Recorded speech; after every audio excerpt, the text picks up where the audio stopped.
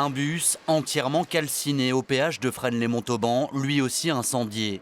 D'autres cars caillassés, au sol les stigmates d'affrontements violents et environ 300 supporters lyonnais naufragés sur l'autoroute A1. Scène de chaos en marge de la finale. Ici c'est Paris! C'est vers 18h que des supporters lyonnais et parisiens, pourtant escortés par la police, se sont retrouvés au même moment à Fresnes, à 60 km de Lille. Sortis de leur bus, des dizaines de personnes ont déclenché une bagarre générale très violente. Bilan, au moins 38 blessés. Ce fan du PSG a assisté aux affrontements. Des fumigènes, des pétards, ça s'est passé très rapidement, en un clic. Et vraiment, on a vu des gens crier par terre, ils étaient tous en train de se taper dessus. Alors qu'un dispositif sécuritaire exceptionnel avait été déployé pour encadrer le match et éviter tout contact entre supporters adverses, comment Lyonnais et Parisiens escortés par la police ont pu se retrouver au même moment au péage?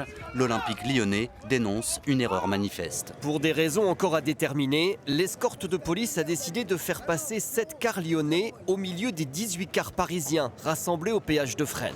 Dans le dispositif initial, les Rhodaniens auraient dû passer Fresnes au moins 1 heure avant les Parisiens. Pour des questions de sécurité, les supporters devaient voyager à des horaires différents et c'est quelque chose de tout à fait normal. Comment se fait-il que des bus lyonnais puissent voyager en même temps que les bus parisiens? Il y avait une faille dans le dispositif policier et de sécurité à ce moment-là.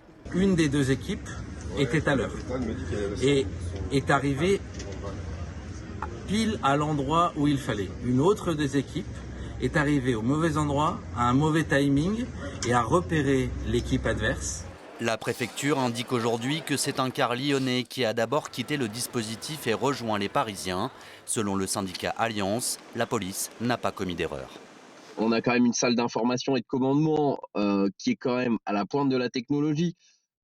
Dire qu'il y a une maladresse, une incompréhension, etc., non, je vois pas où aujourd'hui, honnêtement, on pourra toujours faire mieux. Autour du stade, aucun incident majeur n'est à signaler.